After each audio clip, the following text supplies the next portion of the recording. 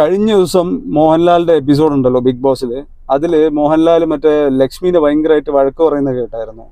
മറ്റേ ആദില നൂറേനെ വീട്ടിൽ കയറ്റാൻ കൊള്ളത്തില്ല എന്നൊക്കെ ലക്ഷ്മി പറഞ്ഞു എന്ന് പറഞ്ഞിട്ട്.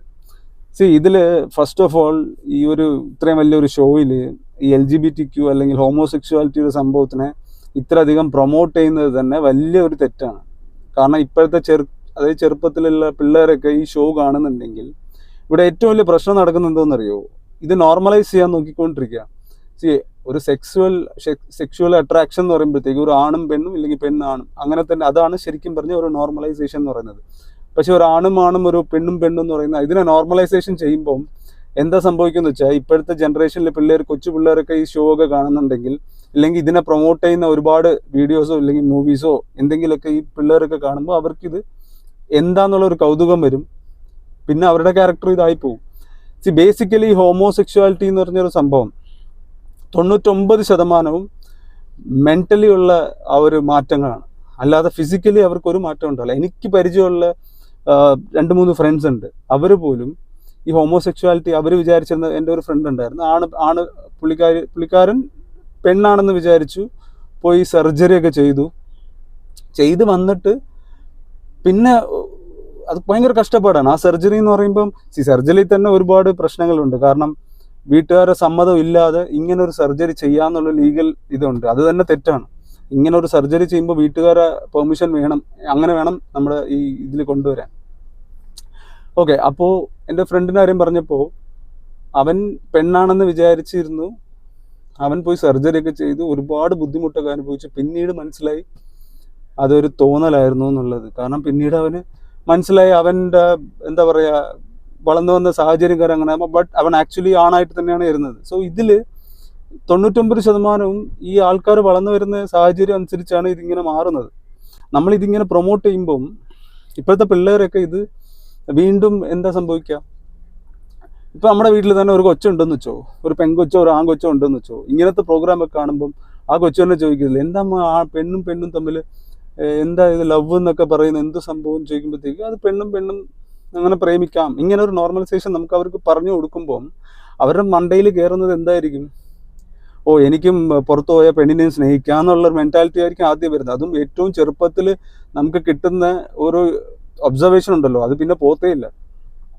ഇങ്ങനെ ഇപ്പോൾ ഒരു LGBT കമ്മ്യൂണിറ്റീനെ ഞാൻ കുറ്റമായിട്ടല്ല പറയുന്നത്, അങ്ങനെ ഇതുണ്ടെങ്കിൽ അതിനെ പ്രൊമോട്ട് ചെയ്യരുത്. ദയവ് ചെയ്ത് ഇത്രയും വലിയ സെലിബ്രിറ്റി ആയിരിക്കുന്ന മോഹൻലാലൊന്നും ഇതിനെ പ്രൊമോട്ട് ചെയ്യാൻ നിൽക്കരുത്. കാരണം ഇത് അവിടെ നിന്ന് സ്റ്റേജിൽ നിന്ന് പറയാൻ എളുപ്പമാണ്.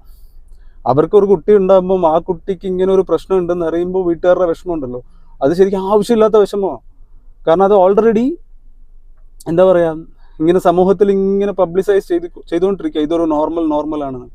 നിങ്ങൾ ഇത്രയും ശരി, ഇപ്പോൾ ബിഗ് ബോസിൽ മോഹൻലാൽ പറയുന്ന പോലെ ആദില നൂറ എന്നുള്ളൊരു കപ്പിളിനെ അവിടെ ലക്ഷ്മി അങ്ങനെ പറഞ്ഞത് തെറ്റാണെന്ന് തന്നെ വെച്ചോ. ഓക്കെ, ഇങ്ങനൊരു പബ്ലിക് ഷോയിൽ ഫസ്റ്റ് ഓഫ് ഓൾ പബ്ലിക്കിൽ അത് കാണിക്കാൻ പാടില്ല, അതിനെ കട്ട് ചെയ്യാമല്ലോ, അതും പോട്ടെ. ഇനി ഇത്രയും ആദില നൂറ ഈ 2 പേര് ആ ഷോയിൽ അവിടെ ഇരിക്കുന്നുണ്ടെങ്കിൽ എല്ലാവർക്കും അറിയാമല്ലോ, ആദിലയും നൂറയും 2 പേരും പെണ്ണും തമ്മിൽ അട്രാക്റ്റഡ് ആണെന്ന് അറിയാമല്ലോ. അങ്ങനെയാണെങ്കിൽ അവർ ലേഡീസ് ബാത്റൂമിൽ കയറാൻ പറ്റുമോ?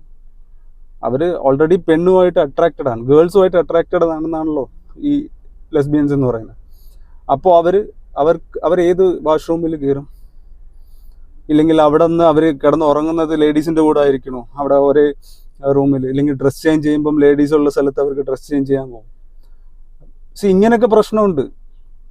നിങ്ങളിത് നോർമലാണ്, ഒരു ആണും പെണ്ണും പ്രേമിക്കുന്ന പോലാണ് ഇത് എന്നുണ്ടെങ്കിൽ നിങ്ങൾ അവർ 2 പേരും ഒരുമിച്ചല്ല അവിടെ കിടത്തേണ്ടത്. അല്ലെങ്കിൽ ലേഡീസിൻ്റെ കൂടെ അവർ വിടാനും പാടില്ല, അല്ലേ? ജസ്റ്റ് ഒന്ന് ചിന്തിച്ച് നോക്കിയാൽ അറിയാം. ഓരോ സ്ഥലത്തും ഓരോ ന്യായങ്ങളാണ് ഇവിടെ നടക്കുന്നത്. ഇവിടെ ലക്ഷ്മി പറഞ്ഞത്, അത് ലക്ഷ്മി പറഞ്ഞ രീതിയാണ് തെറ്റ്. എൻ്റെ കൺസെപ്റ്റിൽ ലക്ഷ്മി അങ്ങനെ പറയരുത്. പിന്നെ നിവിൻ്റെ കാര്യം പറയുമ്പോൾ, നിവിൻ ആക്ച്വലി എന്താ പറയുക, സ്വന്തം ഐഡൻറ്റിറ്റി എക്സ്പ്രസ് ചെയ്തിട്ടില്ല, അതുകൊണ്ട് നമുക്കൊന്നും പറയാൻ പറ്റത്തില്ല. ഈ ആദില നൂറയുടെ കാര്യത്തിൽ എന്നെ സംബന്ധിച്ച് മോഹൻലാൽ ചെയ്തത് ഏറ്റവും വലിയ തെറ്റാണ്. ഇപ്പോഴത്തെ പിള്ളേർ ഒന്നാമത് വീട്ടിൽ തന്നെയാണ് വളരുന്നത്, ആരും പുറത്തു പോലും പോകുന്നില്ല. ഇങ്ങനത്തെ സോഷ്യൽ മീഡിയ ഇല്ലെങ്കിൽ TV ഇതൊക്കെ കണ്ടാണ് വളരുന്നത്. അപ്പോൾ ഇതിനൊക്കെ ഇങ്ങനെ പ്രൊമോട്ട് ചെയ്യുമ്പോഴത്തേക്ക് അത് ഭാവിയിൽ ഭയങ്കര പ്രശ്നം ഉണ്ടാകും. സോ ഈ LGBT എന്ന് പറഞ്ഞ സാധനം തന്നെ എനിക്ക് ഞാൻ പറഞ്ഞില്ല, ഇതെല്ലാം മെൻ്റൽ, ഇതിന് വേണ്ടിയത് ട്രീറ്റ്മെൻ്റ് ആണ്. ഈ ട്രീറ്റ്മെൻറ്റ് ചെയ്താൽ 90% ആൾക്കാരുടെ ഇത് മാറും. ആൾക്കാരൊക്കെ തെറ്റിദ്ധാരണയാണ് ഇത് ഹോർമോൺ ചേഞ്ച് ആണെന്നൊക്കെ പറഞ്ഞിട്ട്. പിന്നെ കഴിഞ്ഞ ദിവസം മോഹൻലാൽ ഇങ്ങനെ ഷൗട്ട് ചെയ്യുന്നുണ്ട്, എൻ്റെ വീട്ടിൽ ഞാൻ കയറ്റും, എൻ്റെ വീട്ടിൽ ഇവിടെ മോഹൻലാലിൻ്റെ വീട്ടിലൊന്ന് കയറ്റുന്നൊക്കെ കാണാൻ ചുമ്മാ അങ്ങ് തള്ളി മറിക്കും. ഈ ഷോയ്ക്ക് വേണ്ടി ഇത് ഫുള്ള് സ്ക്രിപ്റ്റഡ് ആണെന്ന്, ഇങ്ങനെയൊക്കെ പറയേണ്ട കാര്യമില്ല.